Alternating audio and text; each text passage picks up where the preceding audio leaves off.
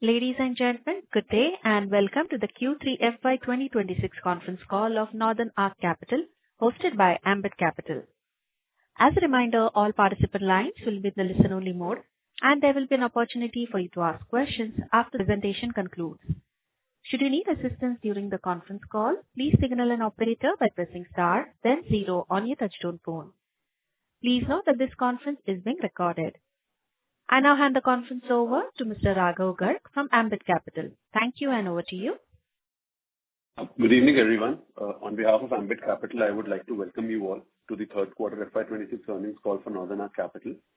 Joining us from the management today, we have Mr. Ashish Mehrotra, Managing Director and Chief Executive Officer, Mr. Atul Tibrewal, Chief Financial Officer, Mr. Parthasarathy Ralbandi, Group Risk Officer and Governance Head, and Mr. Chetan Parmar, Head of Investor Relations.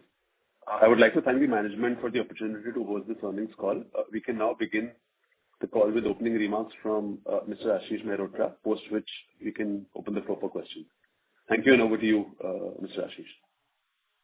Hey, thank you, Raghav. Thank you very much. Good evening, everyone. I'm delighted to welcome you to today's call. Thank you for joining us for NORTHARC Capital's conference call to discuss our performance for the quarter ended 31st December 2025. I'm also joined by my colleagues, like Raghav said earlier, Atul Tibrewal, our CFO, Parthasarathy, our Group Risk and Governance Head, Jigar Seta, Head of Strategy, and Chetan Parmar, Head for Investor Relationship. I'm very pleased to share that we achieved two significant milestones during the quarter. First, we crossed the assets under management milestone of 15,000 crores, and second, we reported our highest ever quarterly profit after tax of over 100 crores at about 101 crores, the strongest in the NORTHARC Capital history. Turning to the broader environment, we continued to witness healthy consumption-led demand during the quarter, supported by reforms such as GST, rate cuts, festival spending, and even all of this in midst of geopolitical uncertainties, tariff-related pressures, and so on. The Reserve Bank of India also took a supportive step by reducing the repo rate by 25 basis points to 5.25%, which is expected to further aid domestic demand and credit growth. While we view the quarter performance with optimism, it is important to acknowledge the headwind facing the sector. Stress continues to build in the unsecured business loan and the small ticket LAP segments. The retail securitization volume year-to-date remained lower than last year by about 7%. The offshore funding participation has also stayed muted, and liquidity continued to be challenging as the repo rate cuts have not yet fully translated into MCLR reduction from broader capital flows. These challenges have impacted NBFC across the spectrum, and even as the sector continues to play a critical role in supporting the Indian economy. At the same time, there are clear signs of improvement in microfinance. We are witnessing a revival in both growth and credit cost. Retail and HNI participation strengthening the liquidity through private NCD market, where NORTHARC remains an active market maker.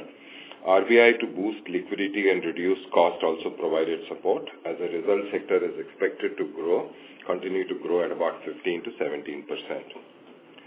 Against this backdrop, our AUM posted a strong growth of about 23% on a YOY basis, 7% on quarter-on-quarter to reach 15,121 crore, outpacing the industry and reflecting sustained momentum. Growth was driven by direct-to-customer business, which accounted for about 56% of total AUM as of December 2025. The D2C AUM, as we call direct-to-customer business segment, grew by about 29% on a YOY basis from 6,767 to about 8,492 crores, in line with the strategy of growing direct-to-retail business at around 30%. Within D2C, the consumer finance continued to demonstrate strong momentum with AUM growth of approximately 45% on a YOY basis to about 4,226 crores, supported by festive demand and impact of GST rate cuts leading to better consumptions. This improvement in consumption demand sustained throughout the quarter and continued into the quarter for FY26, providing continued visibility for strong growth momentum.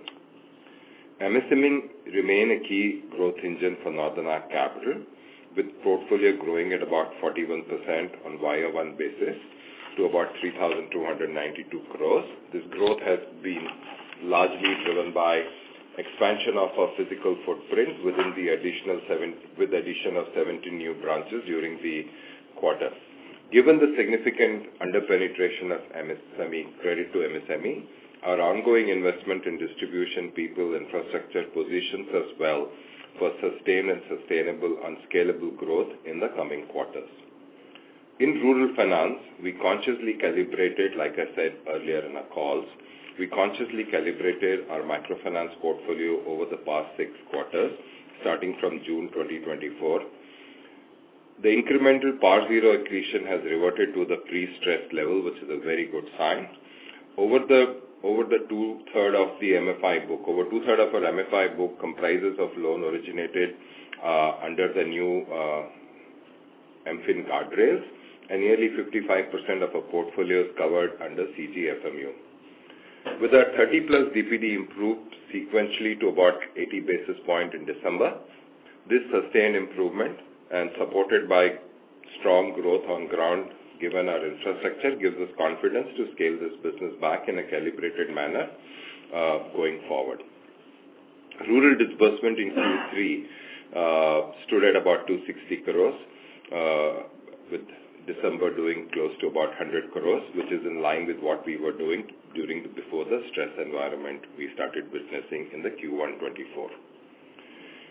We retain our operational footprint at about 278 branches and have about 1,800 employees. We will further strengthen it as we go forward. Our intermediate retail business, part of our credit solutions platform, has also recorded a healthy growth of 17% on YOY basis. Despite the unfavorable global environment, Indian economy has demonstrated strong resilience and well-positioned to deliver healthy growth going forward. Our fee-based businesses, a key differentiator for NORTHARC, like we keep on saying, continues to complement our lending operation. Placement volume grew by about 73% YOY and 43% quarter-on-quarter to about 3,669 crores. Our performing credit fund grew by about 15% YOY to about 3,207 crores. This translates into strong fee income growth of about 50% on YOY basis and quarter-on-quarter to about 32 crores.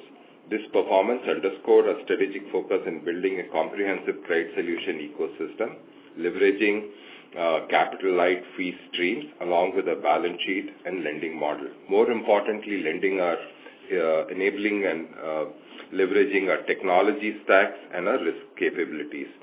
We spoke about NIMs, our B2B platform, which has enabled over 1 trillion of credit flow through the platform, and POS, our API-based on-lending and co-lending platform, where we underwrite about 20 to 25,000 loans a day.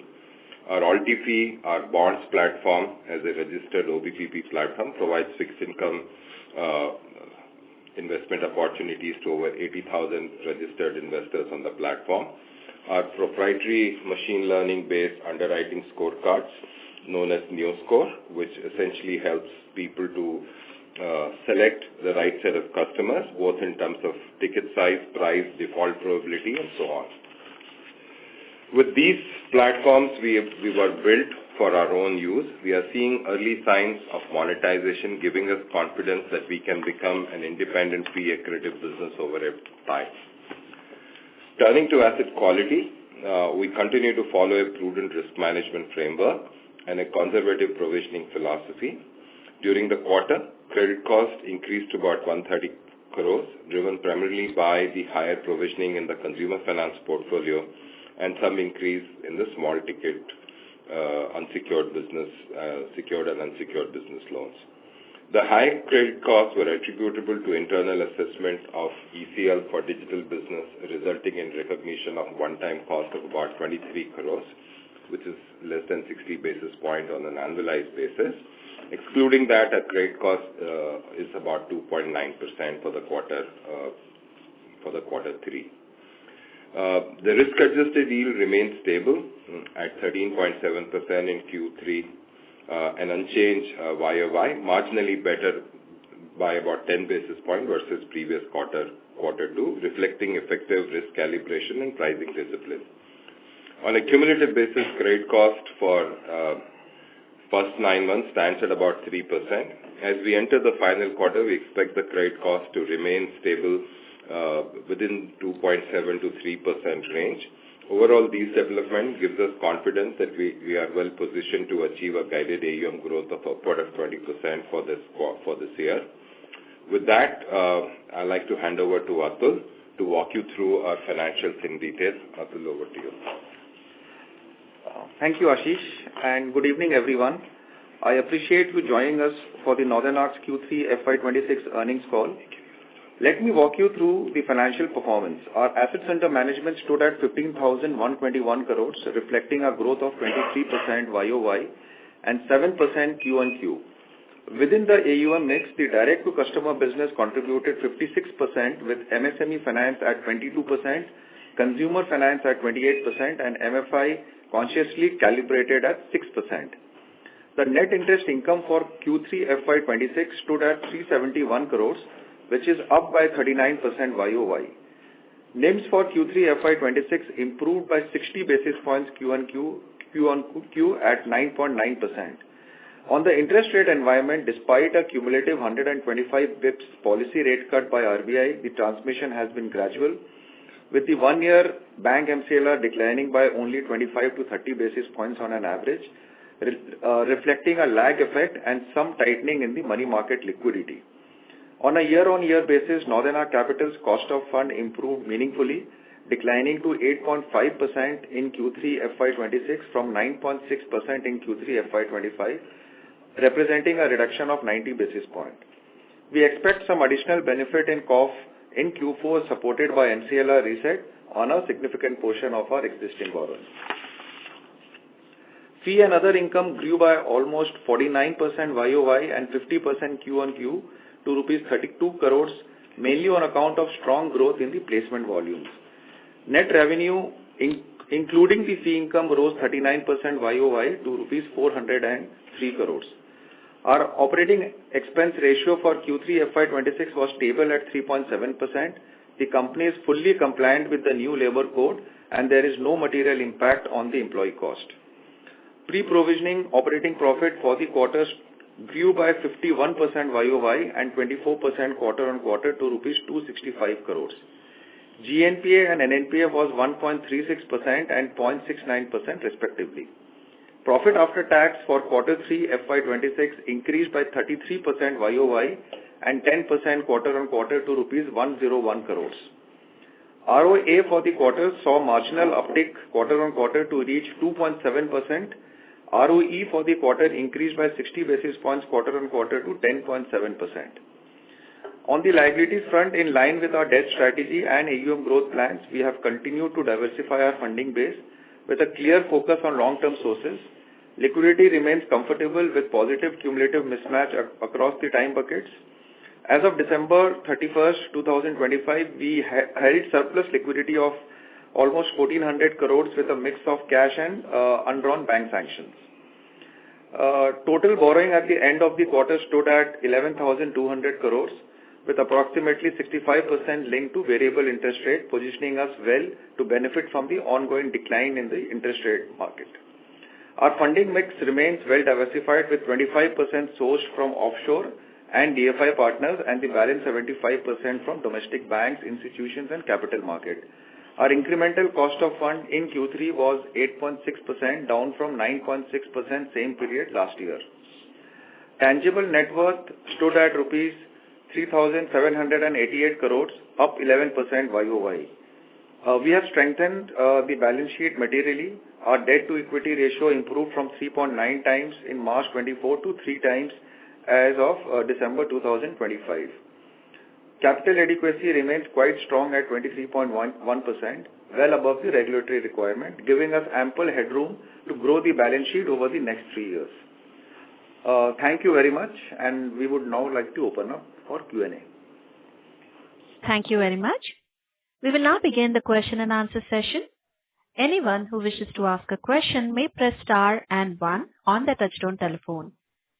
If you wish to withdraw yourself from the question queue, you may press star and two. Participants are requested to use handsets while asking a question. Ladies and gentlemen, we will wait for a moment while the question queue assembles.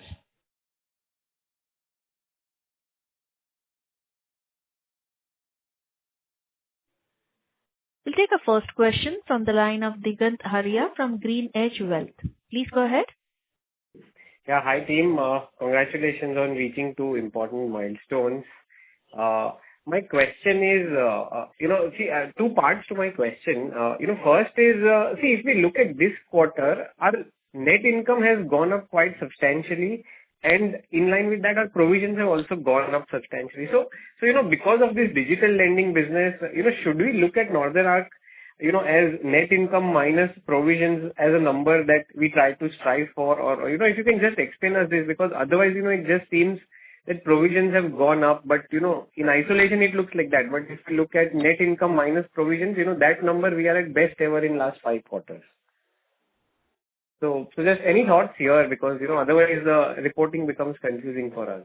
Hey, Digant, so good to have you, and very insightful question indeed.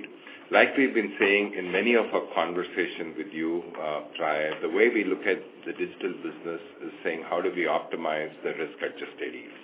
I think that's the best way to look at it, because in a high consumption-led demand where you provide convenient financing solution, you look at various cohorts at various points in time and try and see how you get better risk-adjusted return by providing superior product to customers. So, and like I said, our risk-adjusted returns broadly remain stable while the yields have improved. So we've had compensating marginally higher costs, but that's perfectly fine as long as we're holding the guidance on the risk-adjusted basis.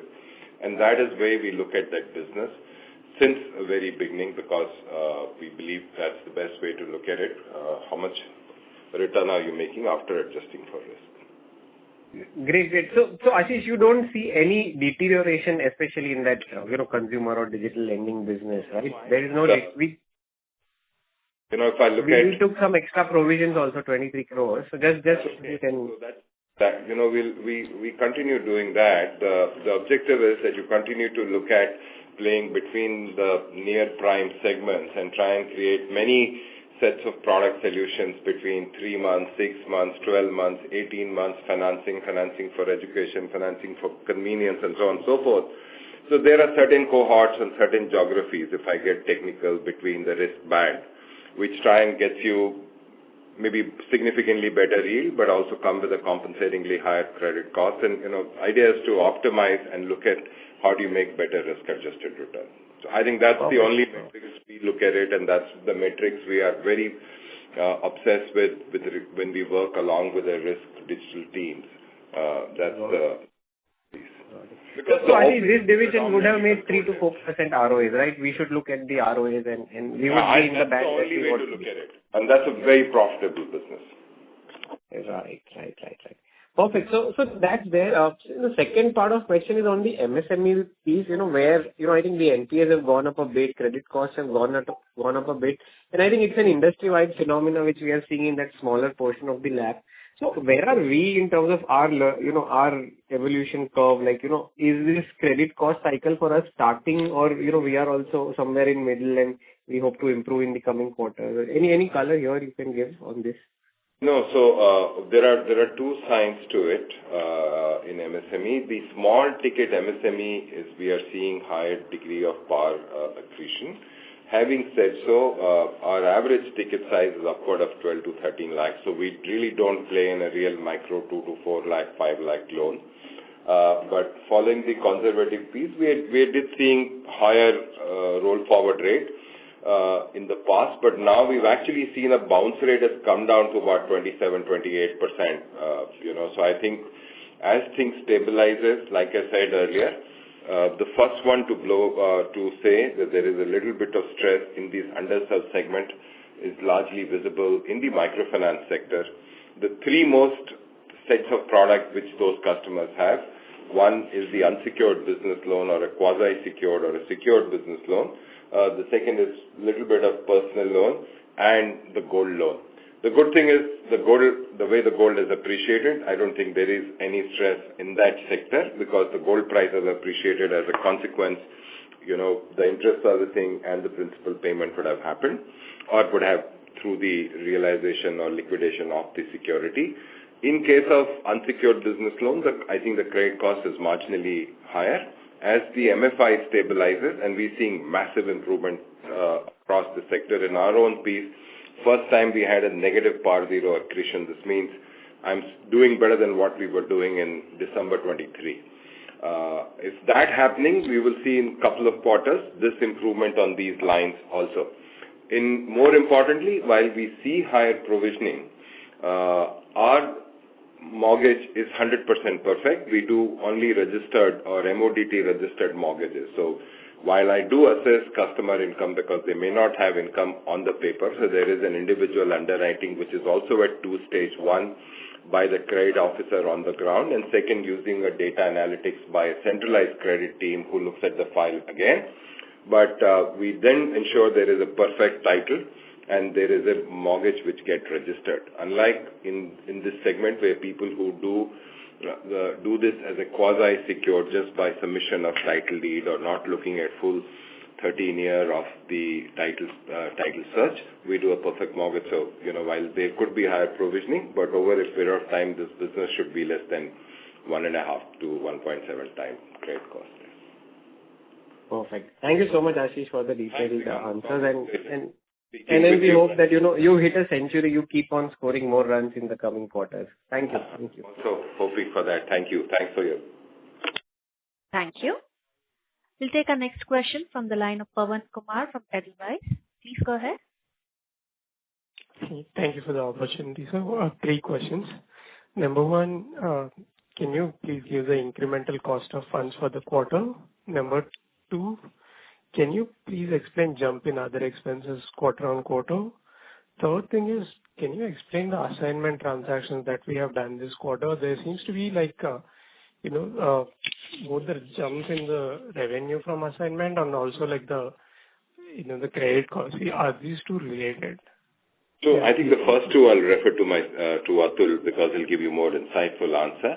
But let me tell you strategically the answer to your third point. Our assignment is less than 5% of overall revenue and of overall AUM.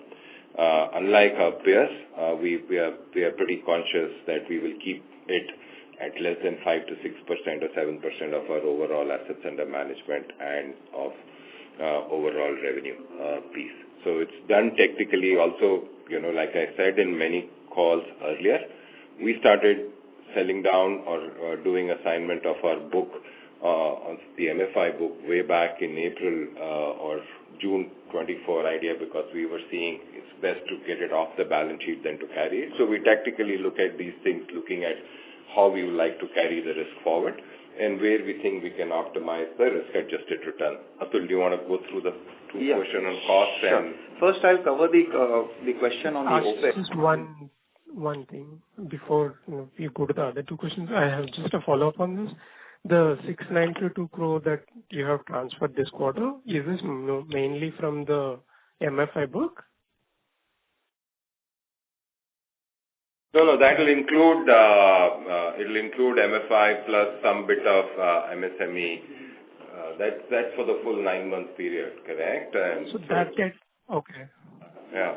This quarter we would have sold close to 300 crores, but for the entire 9 months we would have sold close to 600 crores. Okay, sure. Thank you.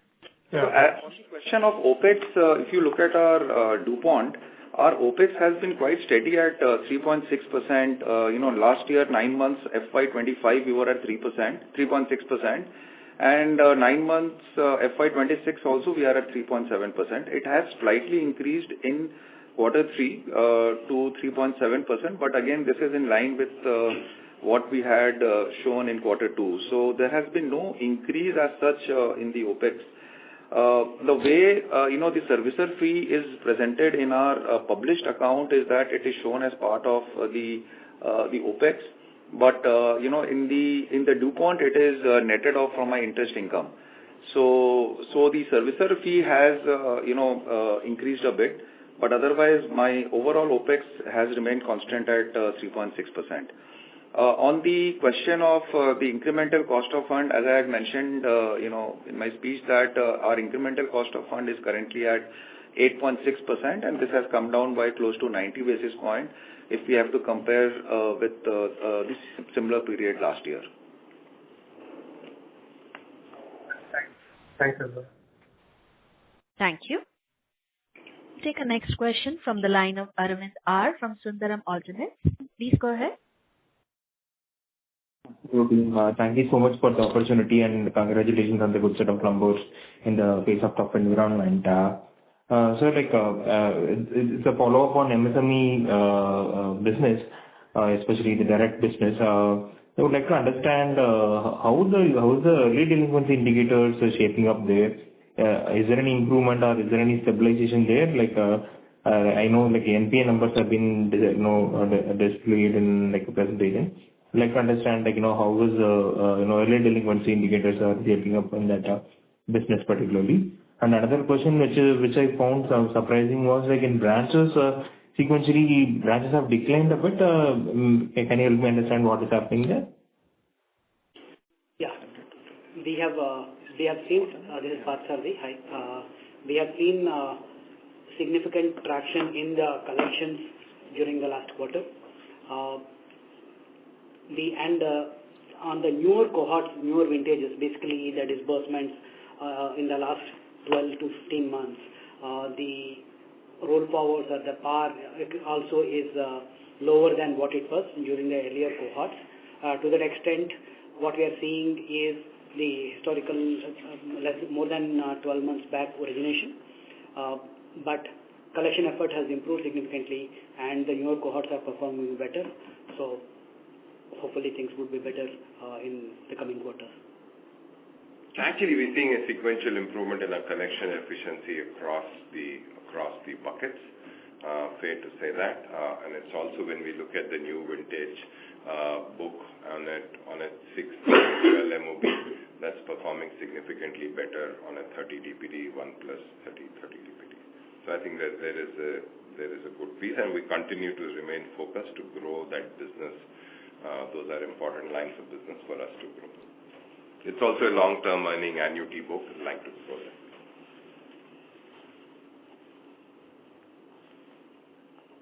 Arvind? Yeah. I had another question on branches. There was a small decline in branches. I was just wondering, what is happening there? Yeah, so like I said, we did add a couple of branches on MSME, but we optimize our branch network in a rural finance business because that was the call. That's perfectly fine. We plan to add about 50 plus branches in the coming quarter, so I think we are perfectly fine. You continue to optimize a geography where you think the concentration of customers is less, where you should go. And also with the new guardrails, MFI of MFIN, we need to ensure we are actively positioned where we find larger number of underbanked and underpenetrated places. Yeah, sure. And just one last request from my side, sir. Especially when asset quality issues in some certain segments that happens, if you can also provide the early delinquency data in presentation, it will be very helpful to understand how things could shape up in the subsequent quarters. Thank you. Yeah, sure.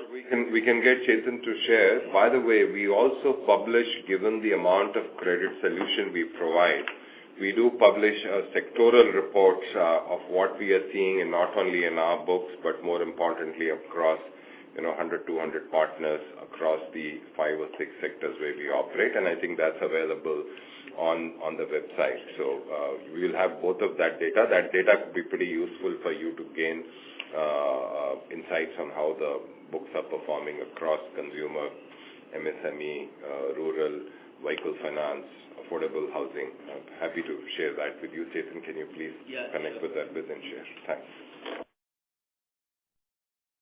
Thank you. Thank you, sir. We'll take our next question from the line of Sameer Bhise from Diamond Asia. Please go ahead. Yeah, hi. Thanks for the opportunity. Just wanted to ask on this provisioning bit on the digital portfolio. So the presentation says it's more like a one-time.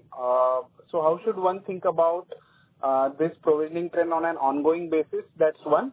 And secondly, in context of that, how to look at PCR on stage 3 and stage 2 both?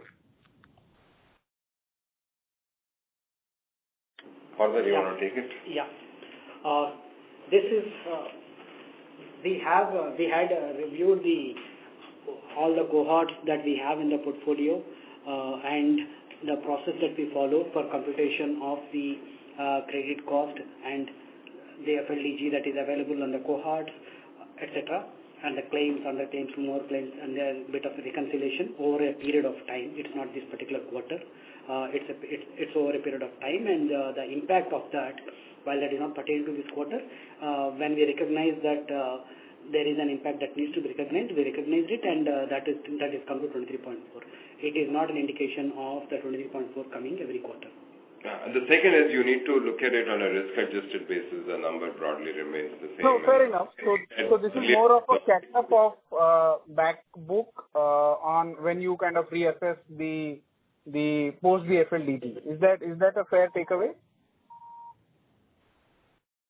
That's correct. That's correct. When we look at all our commercial arrangements with the partners in terms of the digital lending portfolio, this is the post FLDG credit cost or the FLDG claims that where that correction needed to be made. So then, on an ongoing basis, if the margin gains were to kind of sustain, we should actually see the risk-adjusted margin probably expanding. Is that? Yeah, I think that's the endeavor. As you continue to select better sets of, as the data experiences improve, you are able to identify better cohort of customers. So eventually, cost is higher, but you're still able to hold the pricing. So as we go on quarter basis, we should look at improvement in that number. The way we look at it is also saying, what are we going to make on a risk-adjusted basis? I think those are two pieces. Identify a better set of cohorts for us to target and offer convenient solution, and also ensure that we have better outcomes. I think that's where it is. And on the PCR bit coverage? PCR is more because of the change in the mix in the balance sheet. Because all our unsecured loans we write off on 90 DPD. So what is there on PCR is only the stage 1, stage 2, which is coming on account of what we have on intermediate retail book and a little bit of MSME book. Yeah. Secured book and the intermediate retail book. As the proportion of the secured loans go up and in the stress, obviously for the secured, the provision coverage requirement would be lower compared to non-secured loans. If the secured book is actually underperforming, the provision coverage ratio will look lower. It's basically because the recoverability of that is quite high. Sure. Okay. Thank you so much. Congrats on a good set and all the best. Thanks. Thank you. We'll take our next question from the line of Shaleen Kapadia from IIFL. Please go ahead. Hi, sir. Thank you for the opportunity and congratulations on hitting an all-time high PAT. Sir, I had two questions. So firstly, on yields. So why has our yields jumped so much in 3Q FY26 almost by 80 basis points despite very minimal change in the AUM mix? And secondly, sir, my question was on asset quality. So can you just give us some color on why credit cost has increased in MSME segment? Is it related to any particular geography or anything like that? So any color there would be helpful. And so second part to that asset quality question. So basically our stage 2 has decreased substantially in this quarter. So can we say that we have basically arrested forward flows and hence we can see improvement in credit costs from 4Q onwards? So those are my questions, sir. Thank you. Yeah. The MSME PAR increase is something which is across the industry, and if any, we are in line with the industry or better slightly. It's not a specific geography related issue to that extent. This is something which is which is pretty much in line with the industry, and there's nothing specific in our portfolio because of which there is an impact. That is one. Second is that in terms of the overall credit cost, our endeavor would be to contain it under close to 3% or under 3%. The way we would want to look at it is that is something that we will try to keep under check under 3%. However, the objective, as Ashish mentioned earlier, is always to optimize the risk-adjusted return, and to that extent, we would continue to have to focus on the risk-adjusted return and keep the credit cost under check. The way I look at it, unilaterally reducing credit cost is not something that is the objective. If you do that and impact the yield on that, that's not really a good outcome.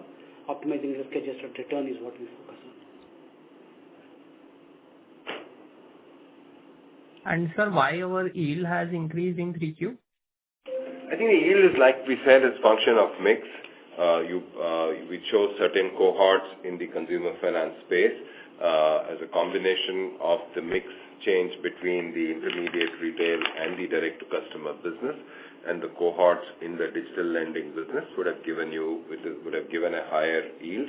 They also came with a little bit of higher credit cost.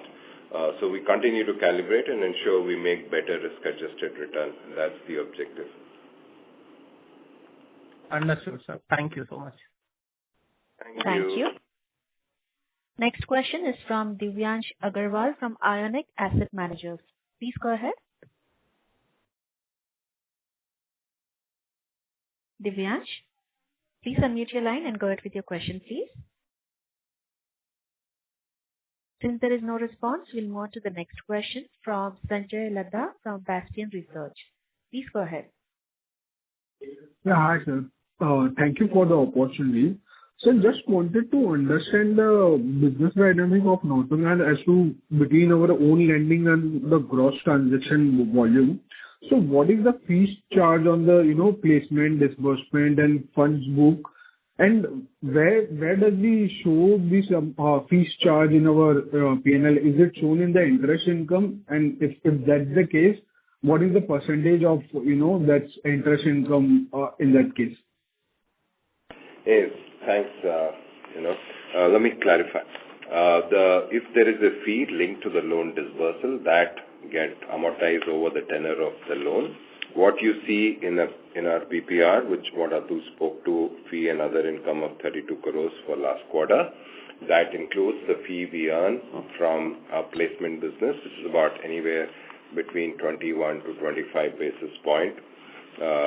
Then we earn about 110 basis point of fee on our assets under management in our funds business, which is Cat 2, Cat 3 AIF and PMS business, where our assets under management is about 3,200 crores. We do performing credit funds across in the same sectors where we operate in the similar segment. And the other fee comes from NPOS and scorecards and so on and so forth. So I think those are the three large heads of the fee. Fee which is linked to the loan being disbursed get amortized as part of the interest along over the life of the loan.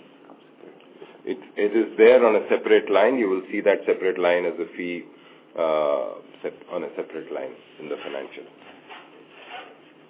I just wanted to clarify that in the interest income, the major chunk of the interest is just AUM of our B2C lending, or do we include which you said that the management fees as well from the other cohort? Sorry, I'm not clear. Can I request you to, if you can re-articulate the seventh line at our end? So just wanted to understand that this fee, the AUM which we have, like 15,000 odd crore of AUM, and the interest income which we show on the P&L, that is part of only of the AUM book, or there would be other part as well on the interest income line item which we showed? Only the of the lending exposure on the NBFC balance sheet. In consolidation, you do see a fee income which comes from 100% owned subsidiary, which is NORTHARC Investment Managers, which is our funds business, which appears in the fee line. So in the investor presentation, the interest income is for 533 crores for quarter 2 and 602 crores for quarter 3. So this 602 crores is on a total AUM of 15,121 crores. So this is the on-balance sheet book that we have, and this interest income has been earned on that book. Sir, thank you for the clarity. Sir, my another question would be on since the net interest margin has inched up slightly higher. Just wanted to understand where we in a longer term basis, what is the sustainable range we see on that side? Anything to look at? So I think if you go to the viewpoint, you will see that our net interest income is about anywhere from 9.3 to about 9.9%, which is where we ended last quarter. We make fees. Fees gives us another kicker, taking a loaded NIM to about 10.7, which in last quarter was 9.9. And I think that our endeavor is, as our mix improves with higher composition of direct customer business, from where we were 2 or 3 years ago, we moved to now 56%. And also, as we continue to build our funds business, our fee franchise, our bonds platform, which will create more accretive fee. My forward-looking view would be, if we can see what we're seeing, contribution on the fee at 90 basis points should get to about 110, 120 basis points. And, net interest margin anywhere between 9.5 to 10, 10.25 is a very good for us to play as the mix goes from 56 to 65 and 70%. I think that's where it is. So that gives you a better piece, and our objective is to, over a period of time, get to 3.5 return on assets over the next 4 to 6 quarters. Thank you so much, sir. Sir, my last question will be on, the credit cost inch up across the MSME, consumer and rural side. Is the stress has been gone out? Do we see further inch up going forward, or how one should think of? Because as you in the starting comment, you already said that you've seen the growth and credit cost going down from here on. So just wanted to understand how going forward, how should we? Sure, thank you. If you follow the market for the last 6 quarters, the first we saw elevation of credit costs on account of over leveraging and bunch of other stuff in the MFI segment. From where we stand today, both at an industry level and our own balance sheet, while our balance sheet on the rural is not very large, we've seen a massive improvement, and our portfolio today performing better than what portfolio was performing in December 23 or January 24. This means there was a period of stress. That stress has got passed out. We're seeing improvement in collection, in recoveries, and more importantly, we are able to collect more money than people who are not paying. So par zero accretion has now become negative. I think that's where it is. Consumer finance for us our strategy is to, since we run a digital convenient financing solution, is to find interesting cohort of customers and ensure we make better risk-adjusted returns. There is, because of the stress in the MFI, little bit of higher stress in the unsecured, in the small ticket business loan. While that's a very small part of our book, as a consequence, we've seen higher degree of provisioning there. But my sense is over next 2 to 3 quarters, that should continue to show an improvement in that line. Thank you so much, sir, for the patient answer. Thank you. Yeah, thank you. Thank you so much. Yeah, thank you. Thank you. We'll take a next question from Preet Nagarsheth from Wealth Advisor. Please go ahead. Yes, good evening, and congrats on wonderful numbers. I'm sorry to ask this, but again, on the MSME side, one of the other peers on the lower ticket side, say between 2 to 5 lakhs, was saying that the behavior was the problem, and they are not providing for everything, and they are working to improve the behavior. So, could you shed some color on how are you going about navigating that space? To just clarify, as I said it earlier, We do not operate at 2-3 lakh segments. Our average ticket size is about 12 to 14 lakhs.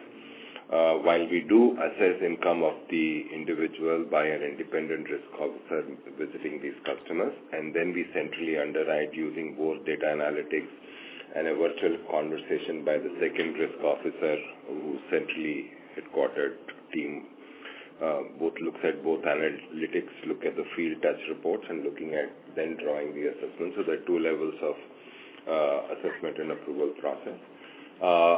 Unlike the comparison you drew, in our case, 100% of these mortgages are perfect. We do full title search. We do one or two valuation depending on the loan quantum, and then we register that mortgage. So there could be movement in delinquency in our case, but given it's a perfect mortgage, my sense is over a period of time, while you're seeing currently slightly higher level of credit cost of provisioning, that should start coming off. And also, like Partha and I said earlier, we're seeing sequential improvement in collection efficiencies, reduction in bounce rate. That should also add to it. Got you. The other question I had was on the ROE side of things. So if your ROA targets of anywhere between 3 to 4 over the next 4 to 6, 8 quarters, how do you see your ROEs go on? Could you shed some light on that? I think if you look at the leverage and you adjust for it, our endeavor is to get to 15 to 16 ROE by 6 to 7 quarters. Right. So for that to happen, I'm assuming that the disbursement and lending will have. Yeah, this one is the mix change, higher the D2C, like I was explaining the ROA tree in the earlier question. If our loaded NIM is currently at about 10.7, and as we stabilize, we should see an improvement in interest income composition from 9.5, 9.9 by about 30 to 50 basis point, and we should see another 30 basis point improvement in our fee franchise. That clearly translates into better return on assets and better return on equity. Gotcha. All right, great. Thank you, guys. Wish you guys well. Thank you. We'll move on to our next question from Darshil Zaveri from Crown Capital. Please go ahead. Hello. Good evening, team. Thank you for taking my question. Firstly, congratulations on a great set of results, sir. Hopefully, I'm audible. Yes, Darshil, please go ahead. Yeah. Hi. So, number one, just wanted to get, sorry for asking the question a bit again. So, credit cost, we are very okay with it having around 3%, right? So, can we assume that, even for FY27, that would be the levels that, we are looking at, sir?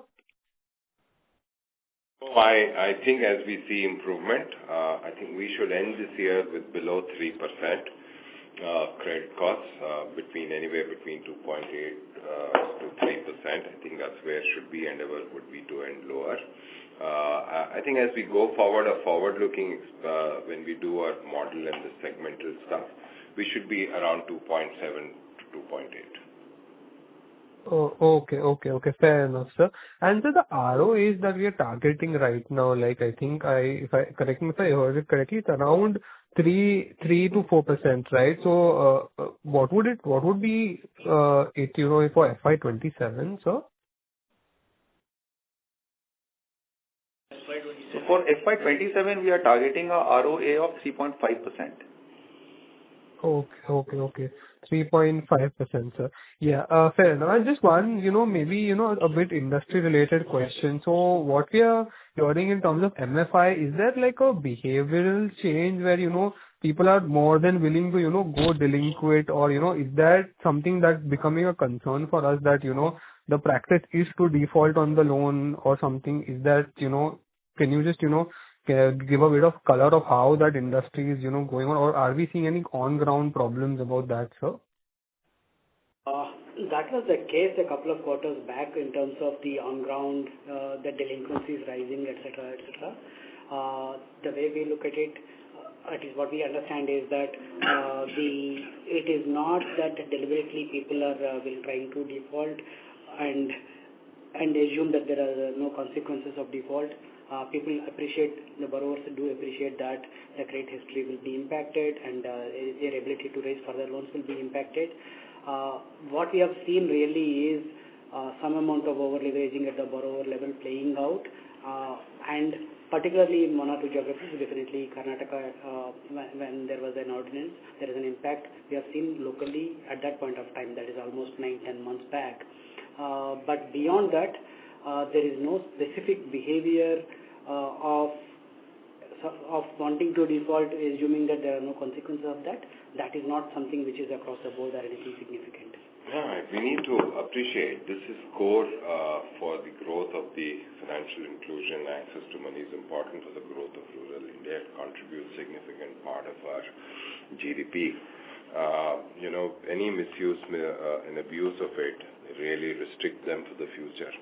And the MFIN guardrail essentially is towards that effect, not only from how do we educate these rural borrowers, but more importantly, how do we also act like a responsible lender.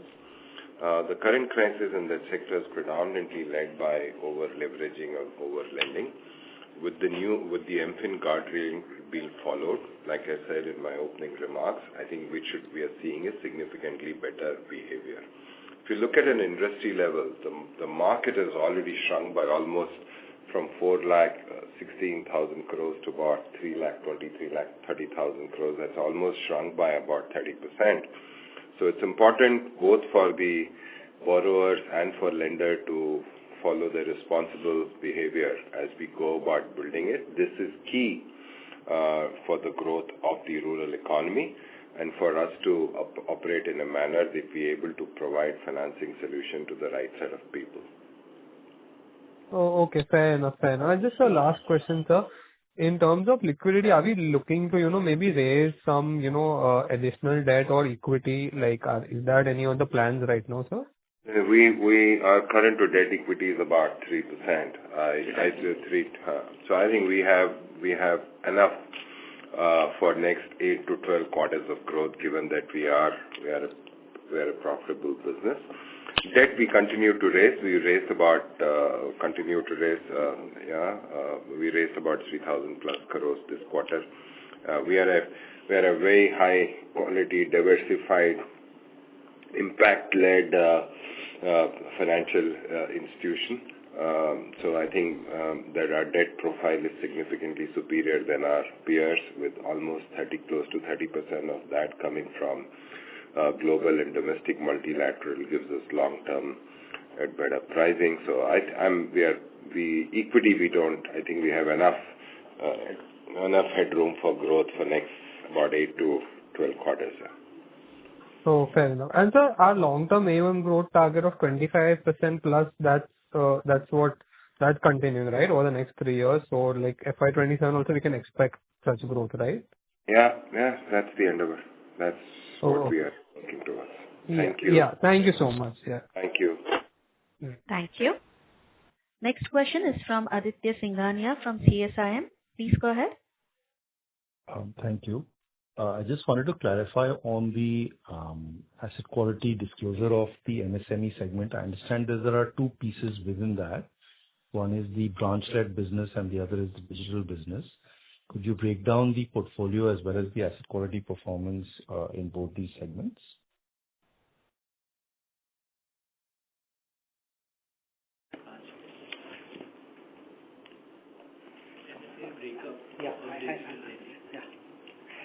Aditya, we will separately get back to you on that with a specific breakup. That is not as part of this disclosure that we have made. Chetan would reach out to you. But could you sort of give us some color on that? Because otherwise it just becomes a little confusing to understand, how those individual segments have moved. Digital partners, anyway, we do 100% write-off. Yeah.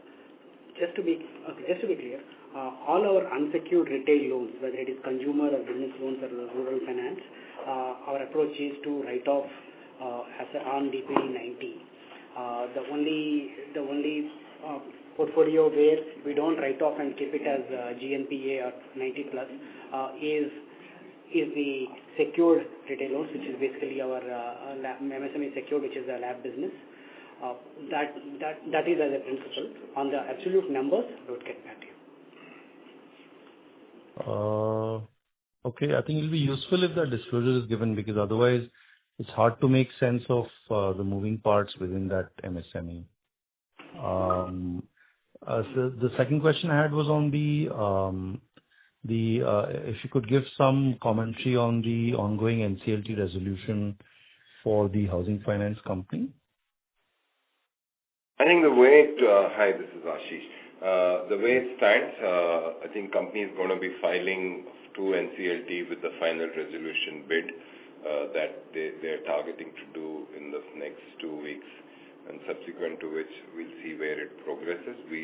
Our current provision is more than the highest bidder value, so we hold more than sufficient required on our book. Okay, so you expect resolution this quarter? Hoping it should come this quarter, but the legal process can take time. And as part of the process, we anyway continue to collect on from our customers, and we will hopefully find a resolution coming in. But I think company, as the administrator files it, hopefully that should take about 4 weeks from there on. And they told me they're planning to file by 15th February. NCLT RBI approval will also be required because it's a regulated entity.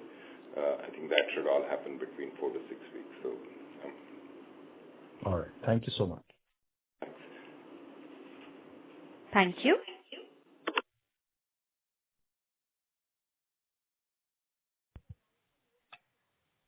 As there are no further questions, I now hand the conference over to management for closing comments. Over to you. Thank you very much. We thank you for a very insightful and very engaging conversation. We thank you all for participation. Chetan will ensure if there is more information required and to share with you on Monday. Wishing you all a great weekend. I'm sorry to interrupt, sir. Sir, we have few questions in the queue. Can we take it, please? Sure, I'm available. Yeah, we have a question from Anand Mundra from My Temple Capital. Please go ahead. Hi, thank you for the opportunity, sir, and congratulations on a great set of numbers. So firstly, just following up on what the previous participant asked. So this 23 crores of extra provision that we've taken, that lies on the digital loans on the MSME side, or that's for the digital loans on the consumer side? That was question number one. And the second question was on the ROA guidance of 2.8%, which we had given for the full year last quarter. Are we still holding on to that? Yeah, on the first part, this is spread across multiple digital partnerships covering all the sectors, and both the sectors of consumer and MSME. So it's not just one sector. That is one. And second is that this is not particularly pertaining to this quarter only, and that is why in the credit cost segment, in the credit cost slide, we have shown it separately. This pertains to through the look back period of more than 2.5 years. That is so. To that extent, this is not specifically ascribable to one of these either MSME or consumer sector. It's not just it is spread. Got it, sir. And on the ROA guidance of 2.8%, are we holding on to that? So basically, if you look at our ROA tree for the previous quarters, so we were at 2.5%, went up to 2.6 last quarter, and this quarter we have ended at 2.7%. And generally, if you see, March is the best quarter for any NBFC, so we are very confident of crossing 2.8% in quarter 4. Okay. Thank you. Thank you. Thank you. Ladies and gentlemen, we'll take that as the last question for today. Over to the management, sir, for closing comments. Thank you. Thanks everyone for joining the call, and sorry for keeping you long on a Friday evening. It has been a good quarter for us, and we continue our endeavor to improve the results and return and provide good returns to our investors. Thanks for all the support. Thank you, management team. Thank you. On behalf of Ambit Capital, that concludes this conference. Thank you for joining us, and you may now disconnect your lines. Thank you. Thanks, Raghav. Thanks.